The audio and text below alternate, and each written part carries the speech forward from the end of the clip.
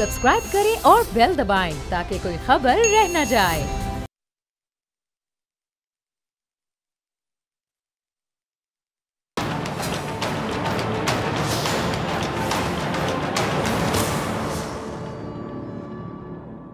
अस्सलाम वालेकुम नाज़रीन, मैं हूं डॉक्टर फिज़ा अकबर खान और मैं हूं पाकिस्तान और आप देख रहे हैं पाकिस्तान के सबसे बड़े न्यूज़ चैनल का नंबर 1 प्रोग्राम ऐसे नहीं चलेगा।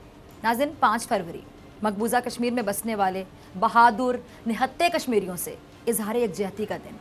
70 साल से ज़ायद गुजर गए। 70 साल समझते हैं ना आप, वाकई रोंगटे खड़े हो जाते कहते हुए। 7 डेकेड से ऊपर हो गया। मकबूजा कश्मीर आज भी अपनी आज़ादी और बका की जंग लड़ता चला आ रहा है, ना जाने कब तक लड़ेगा। कश्मीर का सौदा हुआ था मुआहिदा अमृत की वजह से, आपको याद होगा जो अंग्रेज़ों और गुलाब सिंह के दरमियान तय पाया था। 75 लाख रुपए नानक शाही के एवज गुलाब सिंह ने कश्मीर को बेच दिया था। क्या मैं पाकिस्तान के वक्त कश्मीर के महाराजा की बदनीयती कह लें और हिंदुस्तानी साजबाज कह लें, इसके बायस कश्मीर का मामला इतना पेचीदा हो गया कि आज 70 साल हो गए लेकिन मकबूजा कश्मीर आज भी मकबूजा ही है। 19 जुलाई की तारीख 1947 सन श्रीनगर में सरदार इब्राहिम खान के घर पाकिस्तान से इल्हाक की करारदाद बाकायदा मंजूर हुई, लेकिन कश्मीरियों के उस फैसले को भी नज़रअंदाज कर दिया गया। उसके बाद 23 अगस्त ये तारीख थी नीलम बट का मकाम। वहाँ से कश्मीरियों ने मुसल्लह जद्दोजहद का आगाज़ किया, जो आपको मैं बताऊँ कि ऑलमोस्ट 1.25 साल यानी 15 महीने, 15 माह, आपने सही सुना, 15 माह तक जारी रही। इसी जद्दोजहद के नतीजे में आप कह लें या उसी जद्दोजहद की वजह से मौजूदा कश्मीर को जो आज़ादी है वो नसीब हुई, जिसके बाद फिर हिंदुस्तान ये मसला अक़वाम मुत्तहिदा ले गया, जहाँ पर पंडित जवाहरलाल नेहरू ने बैनुल-अक़वामी बरादरी से वादा किया कि वो रियासत में राय शुमारी के ज़रिए रियासत के मुस्तकबिल का फ़ैसला अवाम की ख्वाहिशात के मुताबिक करेंगे।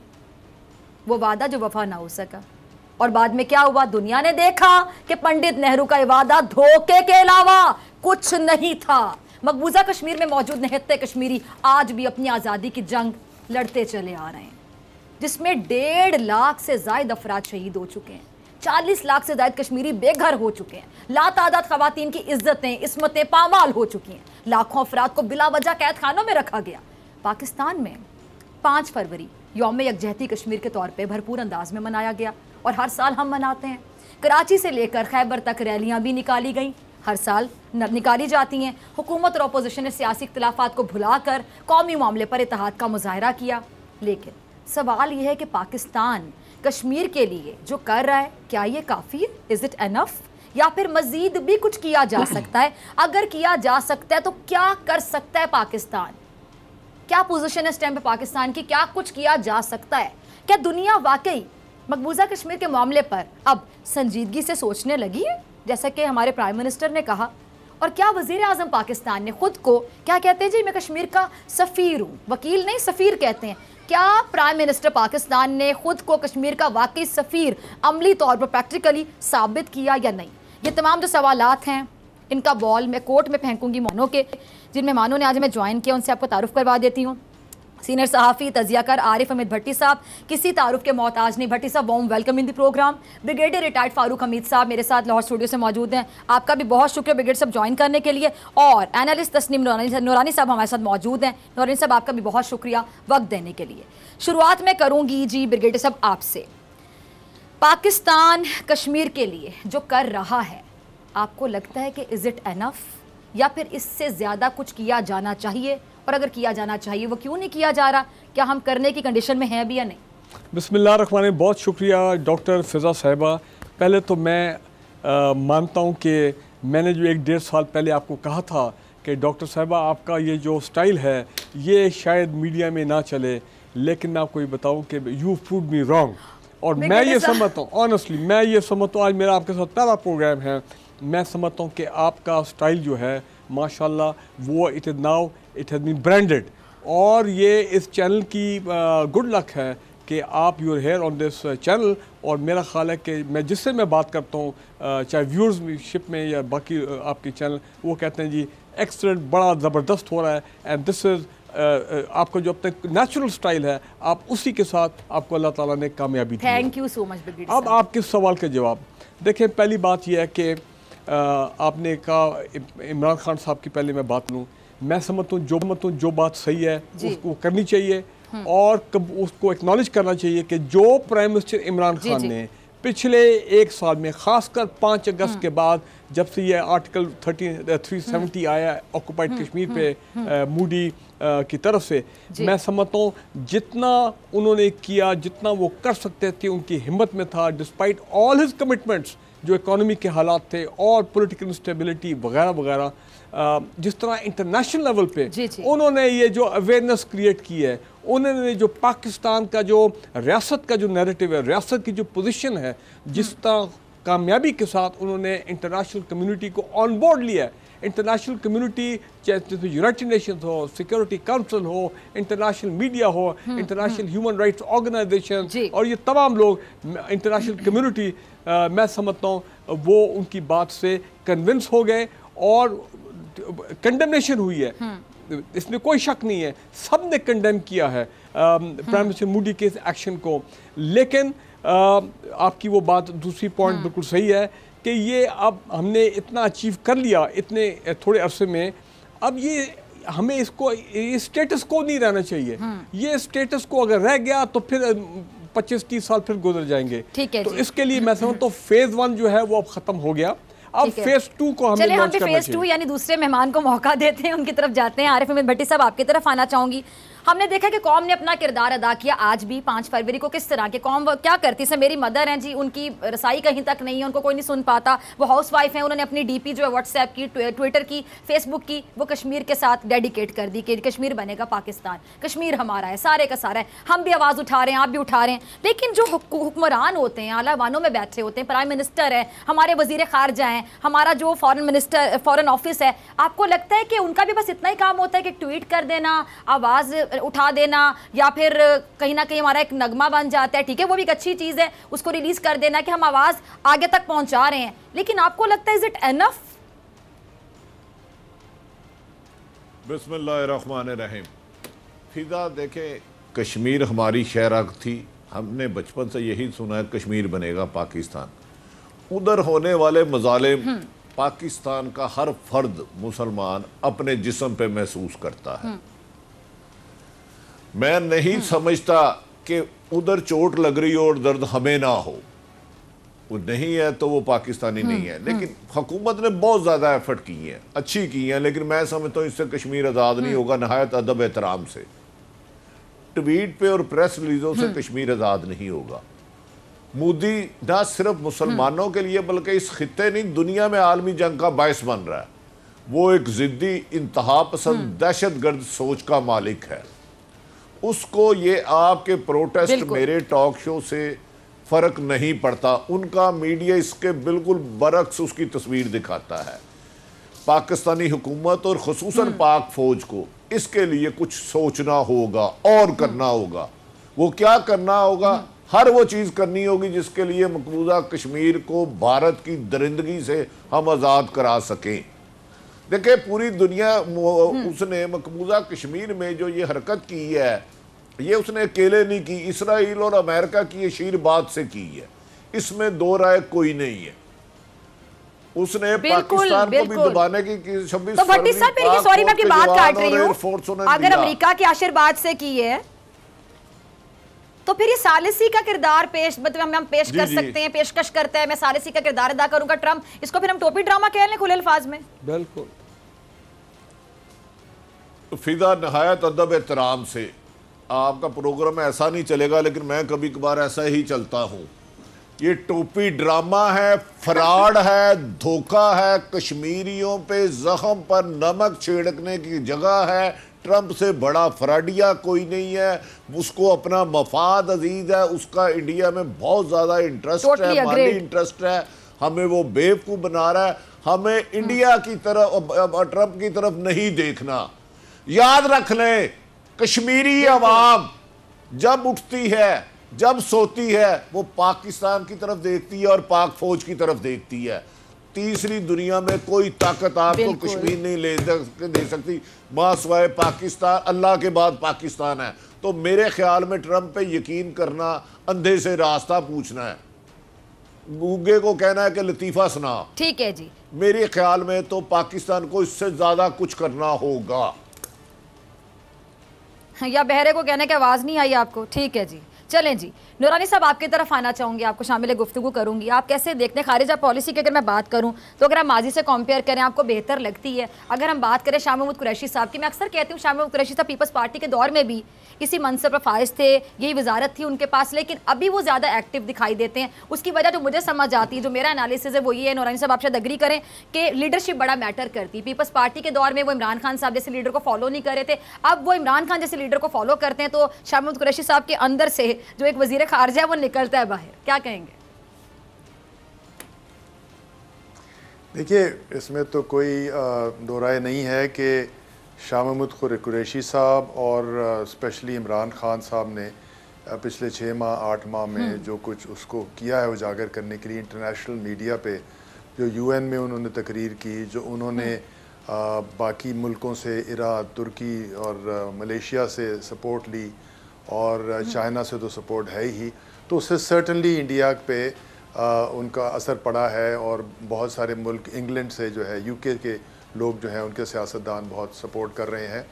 मगर हमने देखना है कि जो आपने कहा कि भाई यह काफ़ी है या नहीं, यानी इस वक्त जो डिप्लोमेटिकली जो चीज़ें हो रही हैं मैं तो समझता हूँ काफ़ी हैं, यानी जो इस वक्त कर सकते थे। क्योंकि आपको याद होगा कि पिछले 70 सालों में हमने बहुत सारी और स्ट्रैटेजीज़ भी इख्तियार की हैं। हमने ज़्यादा एग्रेसिव और यानी जो फिज़िकल एक्टिविटीज़ हैं, स्ट्रैटेजीज़ हैं, वो भी इख्तियार की हैं। उसका नतीजा नुकसान हमें ही हुआ, हमारे ही अंदर वो चीज़ यानी टेररिज्म बढ़ा और उसका इंडिया ने उसका फ़ायदा उठाया। तो फिज़िकली जो बात है वो ऑप्शन इस वक्त नज़र नहीं आती। मगर जो इस वक्त चीज़ है कि पाकिस्तान जो कुछ भी करता है, जो कश्मीरी हैं उनकी ढारस बंधाए रखना बहुत ज़रूरी बात है। असल में जंग कश्मीरियों ने लड़नी है, असल में जंग जो है अगर हारनी है, खुदा न खास तो कश्मीरियों ने हारनी है। तो इस वजह से उनकी ढारस बढ़ाना जो है, जो हम कुछ भी करते हैं, अगर आज हमने ठीक है ट्वीट की है या किसी ने कोई हर शहर में बंदे बाहर निकले हैं, इसका बड़ा फ़ायदा है कि कश्मीरी जो हैं, जो वहाँ पर बेचारे दुखी हैं, जिन पे मजालिम ढाए जा रहे हैं, उनको ये कम से कम अंदाज़ा है कि दुनिया में अगर उनके हक़ में कोई और आवाज़ नहीं उठा रहा तो पाकिस्तान में लोग उनकी आवाज़ उठा रहे हैं। प्राइम मिनिस्टर मुख्तलिफ़ फोरम से आवाज़ उठा रहा है। तो एक तो ये बहुत ज़रूरी है और बहुत अहम चीज़ है, इसको अंडरमाइन नहीं करना चाहिए, इसको अंडर एस्टिमेट नहीं करना चाहिए। और so therefore this is you know, Kashmiri जो हैं वो उनको सपोर्ट हमारी बड़ी ज़रूरी है। अब देखना है कि अब हमने एग्रेसिवली क्या कर सकते हैं। एग्रेसिवली जो है ना वो अच्छा जी, मतलब है कि इंडिया की जो इस वक्त सियासत है वो कश्मीर पे डिपेंडेंट है। कि नहीं, इंडिया की सियासत इस वक्त कश्मीर पे डिपेंडेंट है कि नहीं, वो पाकिस्तान से नफरत, कश्मीर से। वैसे नूरानी साहब हमारे भी सियासतदान जितने भी है ना, किसी की सियासत कश्मीर का नारा लगाए बगैर कंप्लीट नहीं होती। मतलब जो सियासतदान आएगा वो सबसे पहले कश्मीर की बात मगर हमारे सियासतदान को कश्मीर हम पॉलिटिक्स नहीं करेंगे, वो डर्टी वाली पॉलिटिक्स नहीं करेंगे कश्मीर को लेकर, ठीक है बिल्कुल। वो कश्मीर में गोलियां चला के वोट लेते हैं, माइनॉरिटीज को, मुसलमानों को दबा के। इंडिया में देखें माइनॉरिटीज के साथ क्या हो रहा है, मुसलमानों के साथ क्या हो रहा है। नरेंद्र मोदी के वोट लेने की बहुत बड़ी वजह मुसलमानों पर जुल्म है। अच्छा, दूसरी, ठीक है जी, बिल्कुल दूसरी चीज़ मैं आपको ये बताऊं कि मैं समझता हूं कि इम्पोर्टेंट चीज़ ये है कि हमें ज़रूरी नहीं है कि कश्मीर बनेगा पाकिस्तान। मेरे अंदाजे में एक बहुत अच्छा स्लोगन है। मैं समझता हूं कि अगर कश्मीर की आज़ादी की हम बात करें और यानी कश्मीरियों की राय दहिंदगी की और उनकी राय की बात करें, तो उस पर इंडिया की आवाम, इंडिया का वोटर, इंडिया के सियासतदान से शायद ऑपोजिशन कम हो। यानी अगर आप कश्मीर की उसको छीनने की बात करते हैं, कश्मीर बनेगा पाकिस्तान, आपका पॉइंट आ गया, तो वो तो फिर वो स्टैंड लेना उनका एक फर्ज बन जाता है। आपकी तरफ आऊंगी, ठीक है जी। अच्छा ब्रिगेडियर साहब, आप एक रिटायर्ड आर्मी ऑफिसर हैं, ब्रिगेडियर साहब हैं, ठीक है। बहुत से लोग, जारी बात है, हमारे सेंटिमेंट्स, हमारे इमोशंस अटैच हैं कश्मीर के साथ। बचपन से हम कहते हैं पाकिस्तान जिंदाबाद, साथ हम पाक फौज जिंदाबाद का नारा भी लगाते हैं। हमारे रगों में बसे हुए नारे, जिसमें कश्मीर भी पाकिस्तान का हिस्सा बनेगा, ये भी नारा शामिल है। अब मुझे बताइए कि बहुत से लोग एक्सपेक्ट करते हैं जी कि जंग हो जाए। जंग तो हल नहीं है ना, हमने 3 जंगें लड़ी हैं भारत के साथ, मिला क्या सोल्यूशन हमें मिला क्या, रिजल्ट्स क्या हुए? तो अब जंग हल नहीं है। लेकिन मैंने देखा बहुत से लोग बहस करते हैं कि क्यों जंग नहीं होनी चाहिए, होनी चाहिए। देखें पहली बात आप तो एक रिटायर्ड फौजी बन के जवाब मैं आपको बताऊं, देखें पहले तो ये बात बड़ी क्लियर है कि पाकिस्तान की मुसल्लह अफवाज, पाकिस्तान के अवाम, पाकिस्तान की majority of the political leadership, कई लोग हैं शायद वो इतना इस कॉज से ना एग्री करें, लेकिन पाकिस्तान की मुसल्लह अफवाज की एक पूरी कमिटमेंट है, एक सॉलिड कमिटमेंट है, डिटर्मिनेशन है कि उन्होंने हर हालत में इंडियन ऑक्यूपाइड कश्मीर में जो हमारे कश्मीरी बहन भाई हैं उनकी जो फ्रीडम स्ट्रगल है उसको हर हालत में सपोर्ट करना है। अब देखें हालात बदल गए हैं। पहली बात यह है कि अब ये ज़रूरी नहीं है कि पाकिस्तान आर्मी फिजिकली जाए और श्रीनगर में वगैरह वगैरह ये वो देखें, जिस तरह अभी तस्लीम नूरानी साहब ने फरमाया, वहाँ पे जो नई जनरेशन है जो पिछले 8-10 साल में 15 साल में तैयार हुई है, वो नई जनरेशन जिसने हथियार भी उठा ले हैं, वो दरअसल अब कश्मीरियों की एक्चुअल फौज है जो कि बराह रास्त face to face Indian army के साथ पहले भी लड़ी है, अभी भी लड़ रही है और लड़ेगी। और मैं आपको ये भी बता दूं, आप इसको तज्जिया बोले या जो भी बोले, मैं मानने को तैयार नहीं हूँ कि दुनिया में और जो मुसलमान जो तहरीकें जहाँ पे चल रही हैं आज़ादी की, आप देखेंगे वहाँ से भी मुसलमान जो हैं इवेंचुअली आपको खबरें मिलेंगी कि उन्होंने भी अपने कश्मीरी भाइयों के साथ उन्होंने ज्वाइन किया। एक तो ये ताकि वो इंडियन आर्मी का मुकाबला करें। दूसरी चीज़ ये है कि देखें एक और अल्लाह ताला ने एक बड़ा चेंज खुद ब खुद अल्लाह कुदरत ने अपना काम शुरू कर दिया, और वो ये मैं समझता हूँ कि कश्मीरियों की आग लग गई मोदी को और इंडिया को। वो आग लगाने उन्होंने आग लगाई कश्मीर में, तो कुदरत ने ऐसे हालात पैदा कर दिए है मोदी के जरिए उसने कि जनाब इस वक्त वो सो कॉल्ड शाइनिंग इंडिया आज बर्निंग इंडिया में तब्दील हो गया है। तो मैं ये समझता हूँ कि इंडियन ऑक्यूपाइड कश्मीर में उनकी जो फ्रीडम स्ट्रगल को और इम्पीटस मिलेगा, फैसिलिटेट होगी, शायद खुद ब खुद मसला हल हो जाए जब इंडिया के अंदर से इम्प्लोजन होगा, अंदर से इंडिया कोलैप्स करेगा। और दूसरी इंपॉर्टेंट चीज़ जो हमें करना चाहिए जो इस वक्त तो फेज़ 2 में हमें इंडिया में जो हमारे मुसलमान 20 करोड़ मुसलमान हैं, हमें उनको ये सॉलिड पैगाम देना चाहिए, उनको ये मॉरल सपोर्ट देनी चाहिए, स्ट्रेंथन करना चाहिए कि आप जितनी परसिक्यूटेड माइनॉरिटीज़ हैं, दलित हैं, शूद्रज हैं, सिख हैं, क्रिश्चियन हैं, उनको आप गले लगाएं, उनको गले लगाएं और फिर आप हिंदुओं का और आरएसएस का मुकाबला करें। मैं समझता हूँ इस तरह की चेंजेस होंगी। और वो अलग बात है कि हम इंटरनेशनल लेवल पे कोशिश हमारी अब फेज़ 2 में होनी चाहिए कि भाई इंटरनेशनल कम्युनिटी को कन्विंस किया जाए कि अगर ये आर्टिकल 370 विड्रॉ नहीं करते 35A तो इन पे सैंक्शंस होनी चाहिए किसी किस्म की, यूएन ऑब्जर्वर वहां पे जाने चाहिए फिजिकली, आप समझ रहे हैं, इंटरनेशनल ऑर्गेनाइजेशन को एक्सेस मिलना चाहिए। पॉइंट है भट्टी साहब, मैं आपकी तरफ आना चाहूंगी। इन्होंने बड़ा अच्छी बात की कि हमें पैगाम देना चाहिए कि हमारे सियासत में बहुत प्रोमिनेंट कैरेक्टर हैं, प्रोमिनेंट को क्या कहूँ आपको समझदार है, मौलाना फजलुर रहमान उनका नाम है, किसी तारुफ के मोहताज नहीं है। कश्मीर कमेटी के नाम पे मरात लेते रहे, वजीर के लेवल की AC की ठंडी हवाएं लेते रहे, पता नहीं कितने लाखों की लस्सियां पीते रहे, कहते हैं सौदा हो गया कश्मीर का। इमरान खान साहब ने पीटीआई गवर्नमेंट ने कश्मीर का सौदा कर दिया। खुद इन्होंने क्या किया था और सौदा किस तरह हो गया, जरा मुझे समझा दे, मुझे समझ नहीं आती उनकी। देखें, मौलाना साहब की महरूमी फिजा आपको समझनी चाहिए। अरसा दराज से वो हर दौर में किसी न किसी तरह इक़्तिदार का हिस्सा रहे। वो जो कमेटी कभी उन्होंने डाली नहीं जिसे कश्मीर कमेटी कहते हैं, उसके वो चेयरमैन रहे, माजी में उन्हें नवाजता रहा। दुकानदारी थोड़ी सी बंद हो गई। मैं उनकी बात को तो अहलिया नहीं देता, कोई भी पाकिस्तान अल्हम्दुलिल्लाह PTI हो या कोई भी हो कश्मीर का सौदा नहीं कर सकती। एक पाक फौज भी है, मजाक नहीं है। उसने पूरी दुनिया की ताकतवर तरीन फोर्स है और जिसके हजारों जवान और अफसर शहीद हो चुके हैं। हाँ, लेकिन मैं कह रहा हूं कि 5 अगस्त को भारत ने दहशत गर्दाना कर्फ्यू लगाया। मेरा ज़हन आज भी है पाकिस्तान को इससे ज़्यादा कुछ करना है। इन्होंने सफारती सतह पर बहुत अच्छी जंग लड़ी, लेकिन मोदी को ये ज़बान समझ नहीं आएगी। उसके बाद उस मोदी दहशतगर्द गुजरात में मुसलमानों के कातिल ने भारत में मुसलमानों के लिए कानून साजी कर दी।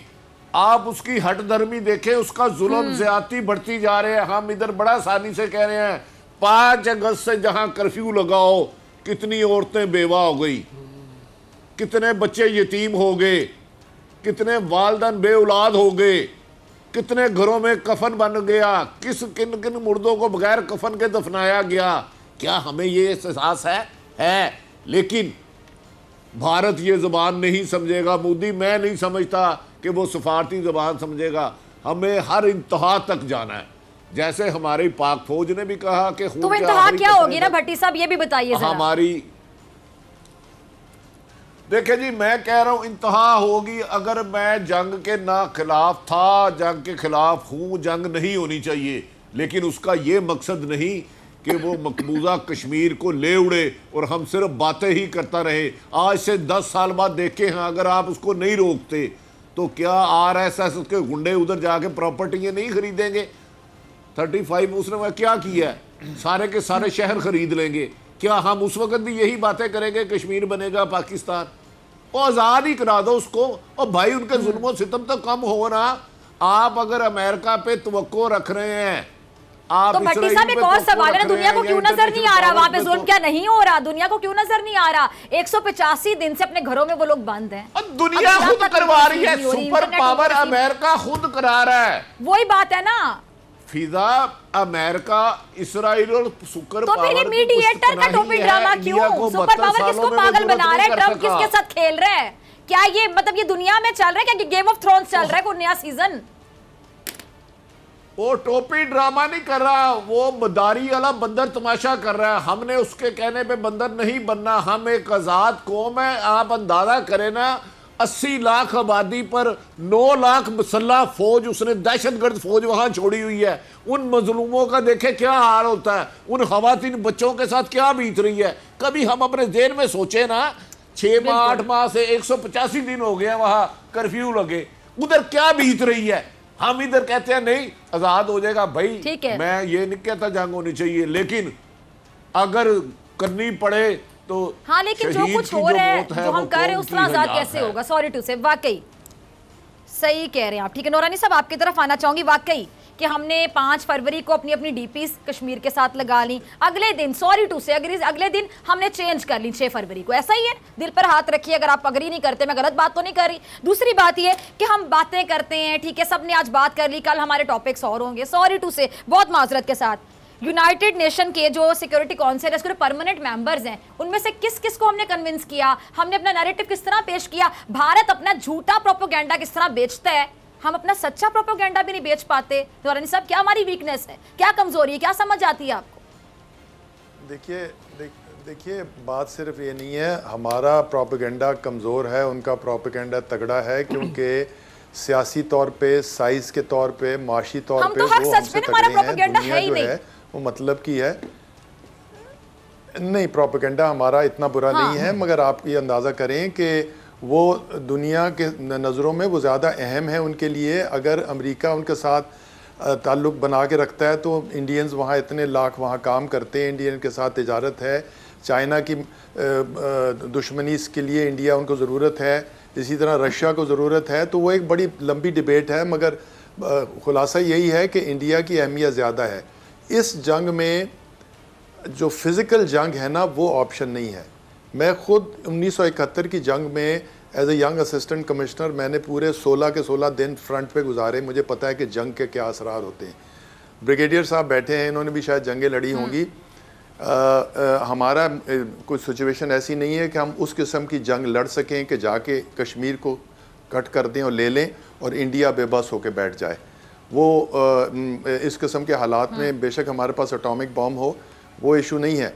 उनको वो हमें कमज़ोर करने की कोशिश कर रहे हैं फाइनेंशियली, वो हमें हर तरफ हमारे रास्ते बंद कर रहे हैं इंटरनेशनली। उनका भी स्ट्रेटजी ये है कि पाकिस्तान इंटरनली तबाह हो तो उनका मसला हल हो।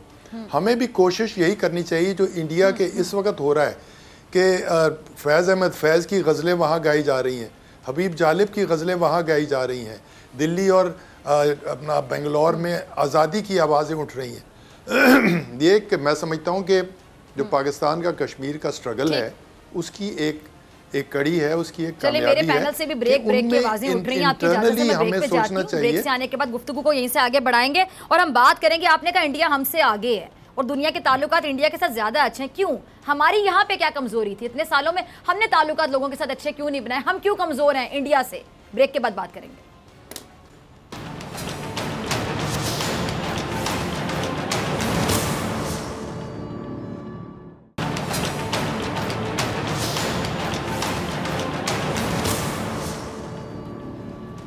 वेलकम बैक नाज़रीन, आप देख रहे हैं ऐसे नहीं चलेगा। मैं हूं आपके साथ डॉक्टर फिजा अकबर खान। मेहमानों का दोबारा तारुफ करवा देती हूँ। ब्रिगेडियर फारूक हमीद साहब मेरे साथ मौजूद हैं, आरिफ अहमद भट्टी साहब और तस्नीम नूरानी साहब आज प्रोग्राम में हमारे साथ शामिल गुफ्तगू हैं। भट्टी साहब आपकी तरफ आना चाहूँगी। ब्रेक से पहले बहुत ही एक अहम इशू की जानिब तवज्जो मबजूल करवाई थी नूरानी साहब ने, वो ये कि जी इंडिया हमसे पावरफुल है कहीं ना कहीं, ठीक है, मैं बिल्कुल डिनाई नहीं करूँगी कि इकोनॉमी में वो शायद हमसे बेहतर है। हाँ, अब उनकी इकोनॉमी का ग्राफ थोड़ा कम हो रहा है, लेकिन वो बेहतर है। उनके जो सिफारती ताल्लुकात है, डिप्लोमेटिक सतह पर उनके ताल्लुकात लोगों के साथ बहुत अच्छे हैं और लोगों के जो ताल्लुकात हैं उनके साथ वो क्यों अच्छे हैं वो आपको भी पता है। अमेरिका की जो झुकाव है उनकी जानिब ज़्यादा क्यों, उसकी वजह आपको ज़्यादा बेहतर पता होगी।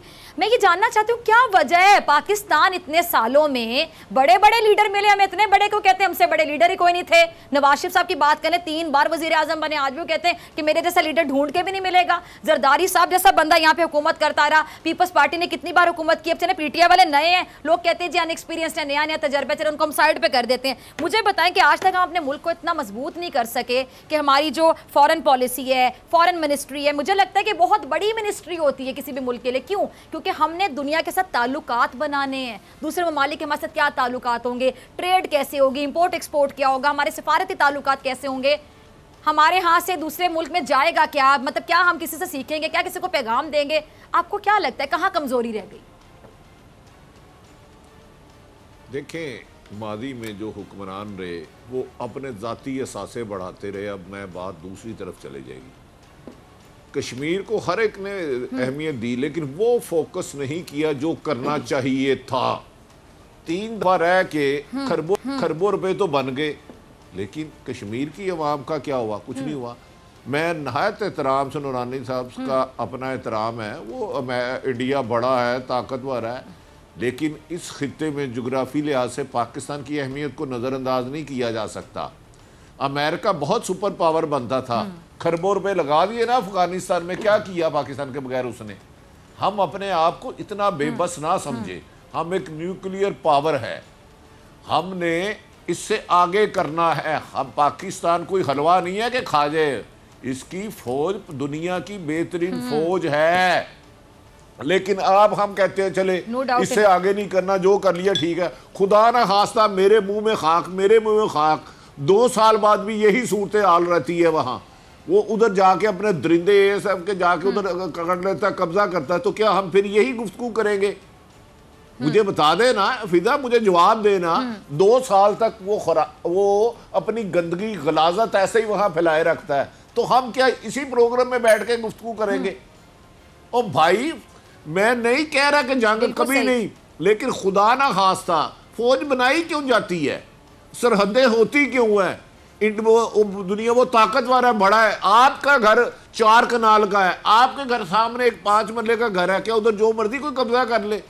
ये तो कोई जवाब नहीं है कि भारत मजबूत है लिहाजा मकबूजा कश्मीर हमारा ले जाए, हमारा जिगर निकाल के ले जाए और हम अच्छा भट्टी साहब, सॉरी मैं आपकी बात काट रही हूँ, मैं साथ एक पॉइंट ऐड करना चाहूंगी, बड़ा इंपॉर्टेंट पॉइंट है। आप तीनों को ये पॉइंट बड़ा अहम लगेगा, तीनों मेहमानों को भी, नाजरीन को भी जो देख रहे हैं।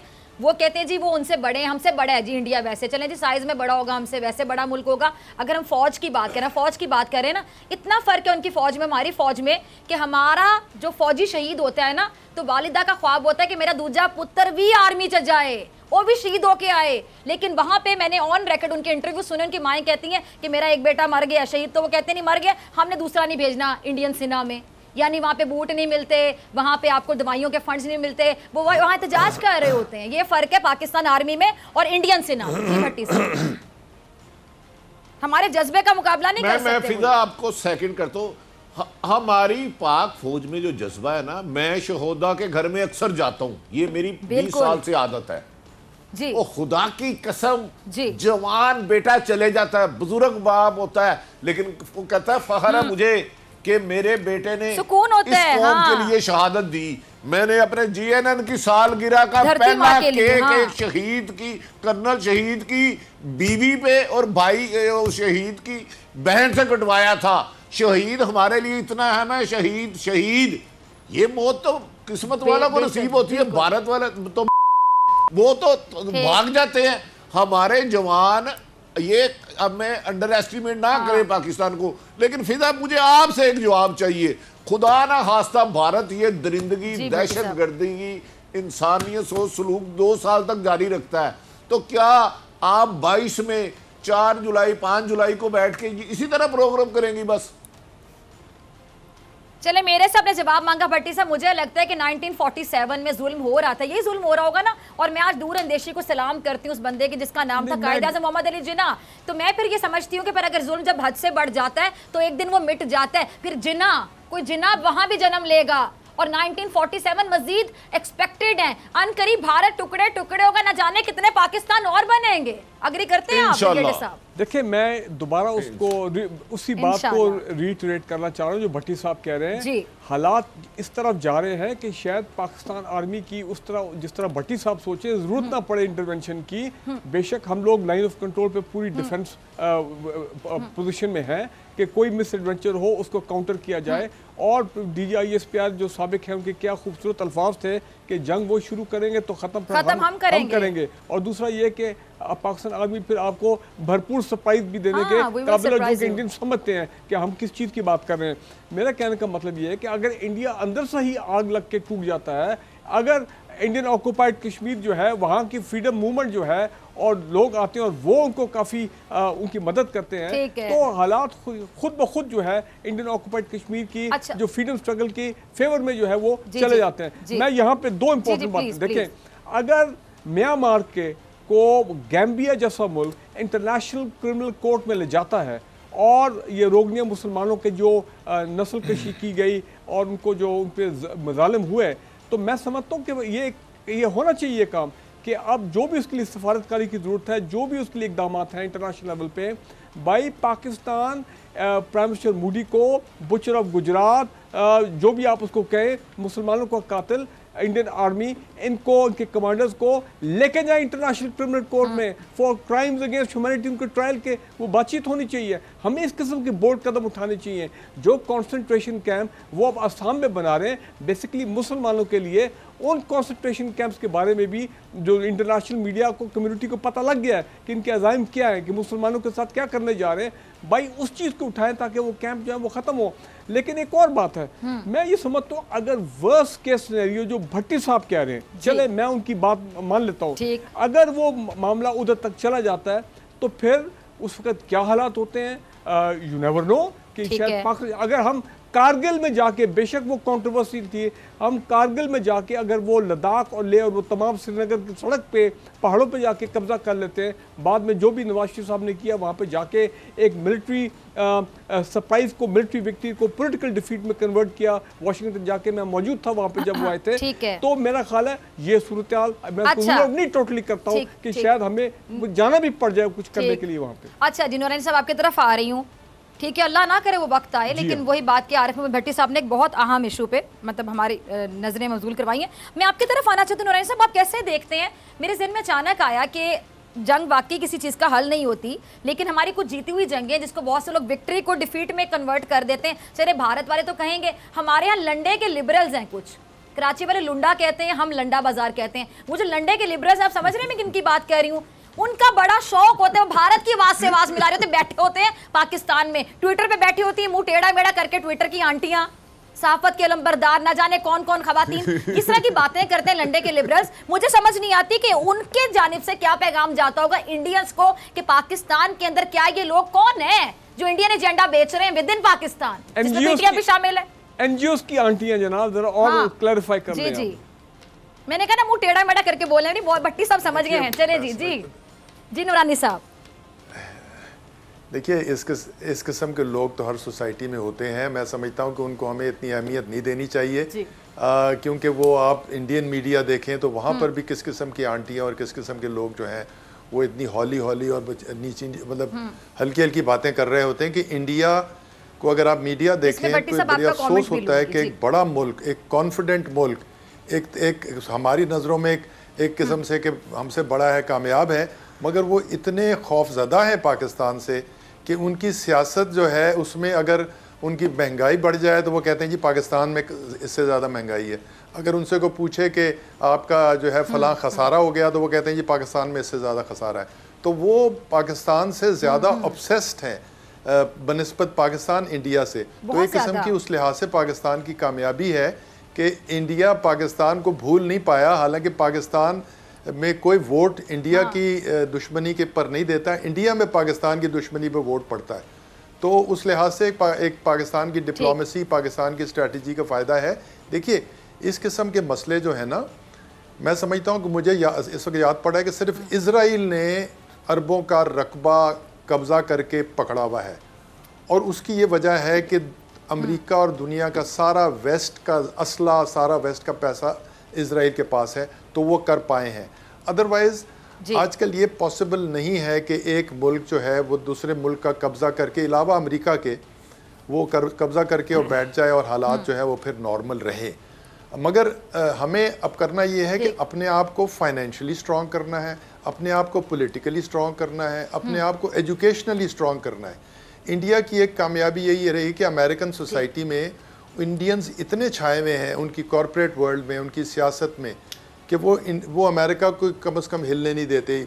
बुश जैसे मर्जी कहे, वो अमेरिका को भी हिलने नहीं देते। हमें जो कंसंट्रेट करना है अपनी तरक्की के लिए करना है, अपने आप को स्ट्रॉन्ग करने के लिए करना है।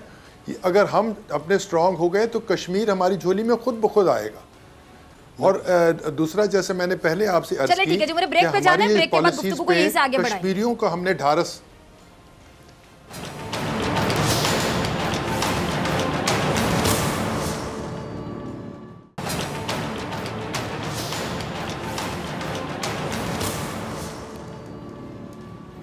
वेलकम बैक नाज़रीन, आप देख रहे हैं ऐसे नहीं चलेगा। मैं हूं आपके साथ डॉक्टर फिज़ा अकबर खान। मेहमानों का दोबारा तारुफ करवा देते हैं। आरिफ मीर भट्टी साहब हमारे साथ मौजूद है, तस्नीम नूरानी साहब, फारूक हमीद साहब और सदीक जान हमारे खुसूसी नुमाइंदे, उन्होंने भी हमें ज्वाइन किया है। सदीक, मैं आपको शामिल गुफ्तगू करूँगी। सबसे पहले तीनों मेहमानों से भी आप सलाम दुआ कर सकते हैं, और मैं आपसे जानना चाहूँगी कि कैसे देखते हैं आज आप कश्मीर का दिन हमने मनाया, यौम यकजहती कश्मीर का दिन 5 फरवरी को मनाते हैं, लेकिन अफसोस के साथ दोबारा अपने अल्फाज को दोहराऊंगी, लोगों को बुरा भी लगेगा।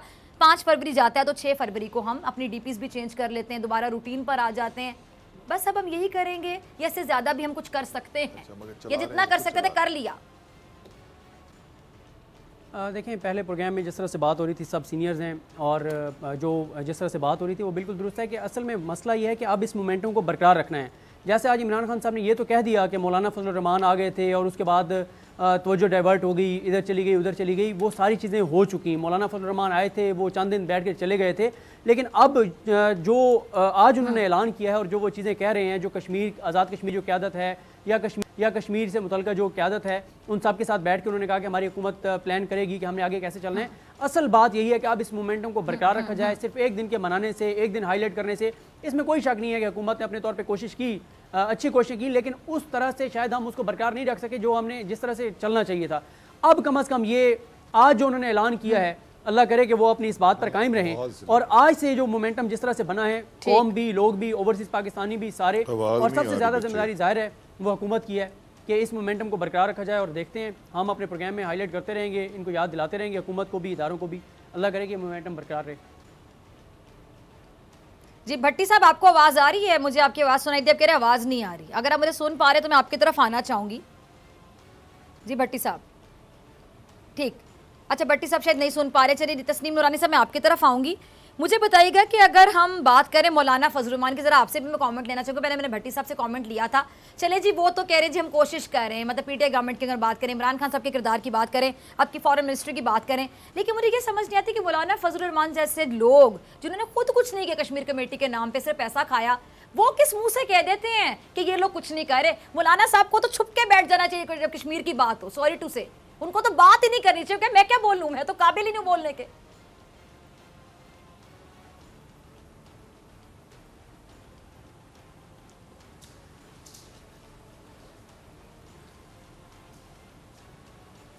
फिर चले गई है मेरा नूरानी साहब, आई थिंक नूरानी साहब को भी आवाज नहीं आ रही। सदीक, देखिए आपके आने से सबको आवाज आना बंद हो गई। जी on a lighter note, brigadier Hamid साहब आपकी तरफ आना चाहिए। पहली बात यह है, मौलाना फजलुर रहमान साहब के 10 साल दौर में जब वो चेयरमैन कश्मीर कमेटी थे, जो मैक्सिमम मैं समझता हूँ उन्होंने नुकसान पहुँचाया, डैमेज किया टू द कश्मीर कॉज, ये हमेशा पाकिस्तानी कौम जो है इसको याद रखेगी। एक बात। दूसरी, भट्टी साहब से मैं बिल्कुल एग्री करता हूँ, प्रेसिडेंट ट्रंप ने ये जो सालिसी की बात कर लेते हैं हर दफ़ा, पता नहीं लाइट टोन में या सीरियस टोन में, we should not take him seriously, क्योंकि वहाँ अमेरिका में लोग खुद उनको सीरियसली नहीं लेते हैं, तो लिहाजा वो एक बोल बच्चन है, उसको आप बात ना करें। इंपॉर्टेंट चीज़, OIC का इजलास अभी चंद हफ्तों में इस्लामाबाद में होने वाला है, मेरा ख्याल इधर ही होगा। अगर OIC ने वही रवायती डिक्लेरेशन बाद में इशू करना है, जो अभी भी मैं आपको ड्राफ्ट बना के दे देता हूँ, तो फिर बेहतर है कोई इजलास ना हो। हाँ, अगर OIC के वहाँ फैसला होता है कि जनाब ठोस इकदाम का वो ऐलान करते हैं इंडिया के ख़िलाफ़ कि आप आर्टिकल 370 को विड्रॉ करें, 35A को विड्रॉ करें, कंसंट्रेशन कैंप बंद करें, मुसलमानों कश्मीरियों पे अपना मजालिम बंद करें, फ़ौज को वहाँ से विड्रॉ करें, इंटरनेशनल ऑब्जर्वर्स को आने दें, फिर मैं मानता हूँ कि OIC जो है हक में जाए। और जो लास्ट बात मैं कहना चाह रहा हूँ, थोड़ी देर पहले मैं सुन रहा था, मैं उसकी तायद करना चाहता हूँ, जो हमारे साबिक हाई कमिश्नर अब्दुल बासित साहब ने कही, उन्होंने कहा कि वक्त आ गया है, प्राइम मिनिस्टर के पास इतना टाइम नहीं है, पूरा फॉरेन मिनिस्टर के पास नहीं है, एक स्पेशल एनवॉय एम्बेसडर होने चाहिए ऑन कश्मीर, जो कि पूरी दुनिया के कैपिटल में जाएं, एड्रेस करें, लोगों को मिलें, और एक वो जिसको मैं फ़ेज़ 2 कहता हूँ, वो जिसमें सैंक्शन लगानी हो और मोदी को ज़बरदस्ती कायल करना हो, फोर्स करना हो कि वो विड्रॉ करे कश्मीर से। मेरा ख्याल है हमें ये एक स्पेशल एम्बेसडर ऑन कश्मीर जो है, स्पेशल एनवॉय जिसको कहते हैं, वो नॉमिनेट करना चाहिए। भट्टी साहब, अगर आपको अब आवाज़ आ रही है, मैंने सुन पा रहे हैं, तो ज़रा ये बताइएगा, मैं जानना चाहती हूँ कि आप बल्कि किन अल्फाज में आप हौसले की या अज़म की दाद देंगे कश्मीरियों के कि सामने एक बंदा, यानी उनके फौज 9 लाख फौजी वहाँ पे तैनात है, जुल्म किए चले जा रहे हैं, वो गन पकड़ के खड़ा होता है, बंदूक पकड़ के खड़ा होता है, लेकिन ये पत्थर से उसका मुकाबला कर रहे होते हैं, और वो सामने वाला पत्थर वाले से डर रहा होता है, बेसिकली इस बच्चे के पत्थर से नहीं, उसके अज़म से डर रहा होता है, और भारतीय मीडिया चिल्ला चिल्ला के कह रहे होते हैं पत्थरबाज पत्थरबाज। देखिए, कश्मीरी अवाम ने जो कुर्बानियाँ दी हैं, हिस्ट्री में ये दास्तान नहीं ऐसे नहीं बनती। उन्होंने माओ ने अपने बच्चों के जनाजे उठाए हैं, जिस गोद में बच्चे को खिलाना था उस गोद में उसके कंधे को जनाजे को रखा है। उनकी कुर्बानियाँ पे को तो जिक्र हो ही नहीं सकता। वो दहशत गर्द 9 लाख भारतीय। लेकिन मेरे ख्याल में एक तो जो आप ये शुगल सोसाइटी की कह रही थी, देखें 2 चीज़ें फ़ख्र के लिए हैं मेरे लिए। एक, मैं मुसलमान हूँ अल्हम्दुलिल्लाह, दूसरा मैं पाकिस्तानी हूँ। जो मेरे पाकिस्तान के ख़िलाफ़ है, मेरे लिए तो उसके लिए कोई अच्छे अल्फाज नहीं है, वो ABCD कोई भी है। तो मकबूजा कश्मीर की आज़ादी के लिए हमें हर वो कदम उठाना चाहिए जो हमें उठा सकते हैं। इस तरह कौमें नहीं बनती, वक़ार और इज़्ज़त से जीना ही जीना है। आप इंडिया से कोई अच्छी उम्मीद ना रखें, आप अमेरिका से कोई अच्छी उम्मीद ना रखें। अगर मकबूजा कश्मीर के लोग देखते हैं तो आपको देखते हैं, आपके पाकिस्तान को देखते हैं, आपकी फ़ौज को देखते हैं। हमें ही कुछ इसका हल निकालना है। क्या निकालना है ये हुकूमत और फ़ौज बेहतर जानती है, लेकिन इन्हें निकालना होगा, वरना मुझे भारत से कोई बेहतरी की तवक्को नहीं है कि वो एहतजाज या प्रोटेस्ट देख के, हमारे प्रोग्राम देख के और कश्मीरियों को उनका हक दे दे। ठीक है जी, तमाम मेहमानों का बहुत शुक्रिया। वक्त भी खत्म हो गया। डॉक्टर फिज़ा अकबर खान को दीजिए इजाज़त। आपसे मुलाकात होगी इंशाल्लाह कल सेम टाइम सेम चैनल। अगर ज़िंदगी ने वफ़ा की दुआ में याद रखेगा, ढेर सारा ख्याल रखेगा। अल्लाह ने के बाद